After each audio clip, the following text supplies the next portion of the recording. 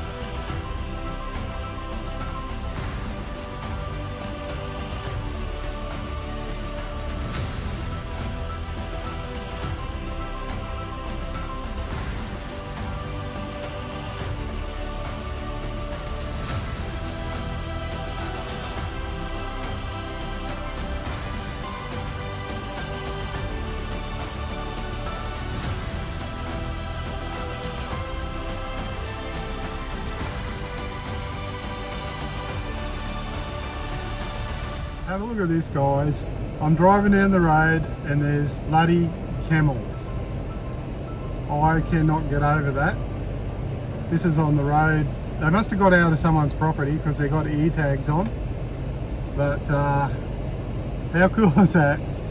Camels at Kilkeven. Unbelievable. Okay everyone, I've just decided to pull up on this part of the track just to show you something. So it does say back there that it has about 4 k's of real windy dirt gravel road, and you may have to slow down, single lanes give way. And I thought I'd pull up here for in particular because this is actually the road that would have come down through here, and you can see the causeway here and you can see it's missing. So we would have had some rain earlier in the year, and this is obviously all washed out, and they've rebuilt the road over the side here. So this is the reason why you don't cross flooded roads that you don't know without walking. I mean, unless you can see the bottom of it, don't cross it. So you can see the old concrete down there on the bottom, and you can see how deep that is there. I'll walk around the other side here just so you know, but the water has probably come through here at tremendous rates, and it's washed out that bit of road there. So have a look at that. That's probably 1.5 meters high, that piece of concrete, and it's washed all the road out in front of where the concrete causeway is. So all those rocks, there would have been large rocks in here. Just thought I'd show you that. There's a few of these causeways that you've got to go across. This one's been the worst one I've seen. A little tiny one behind there we just come through, which I don't think I recorded. We shouldn't have too much further to go now. We'll make our way up to this and check out this old historic chimney. Okay everyone, we've made it to our destination. You might be able to see behind me there the chimney. We'll have a look at that, or the smelter chimney. We'll have a look at that in a minute, but I thought I'll just tell you about the area. So we're staying at Kilkeven Bush Camp, which is 8 k's down the road back that way. We come across all those water crossings, that one I just showed you there a minute ago that was washed out. We only had one more to go across. It was probably you wouldn't want to be going across it if it was raining. It was just dirt, but nothing too hard. I didn't even have the car in 4-wheel drive all the way up here. I did read a couple of posts on Facebook. A few people said they had to have it in 4-wheel drive. but not with the FJ and the way the road is at the moment. It wasn't too bad, just tight in places. I passed one car that I had to pull off to the side of the road on the way out here, but when you make it up here, there's plenty of parking here. I don't think it gets real busy, but You can see a couple of signs up there, no through road, Richardson Road.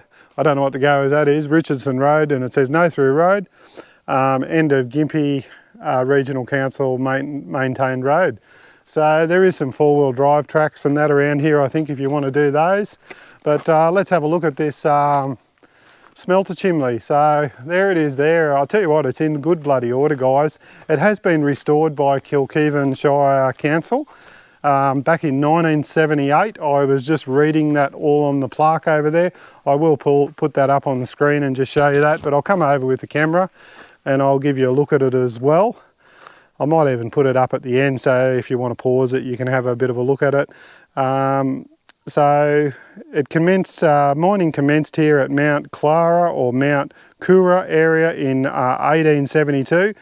The Mount Clara smelter was built in 1873 and only operated till 1875. So it only went for a couple of years. They did all this work and then they moved operations and did the smeltering somewhere else.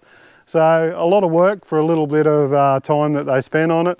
That is probably why it's in such good order, because they didn't really use it that long. These chimneys and things like that, normally because they did so much work, they fell down. I'll put the camera up a little bit higher so that we don't get that fence in the road.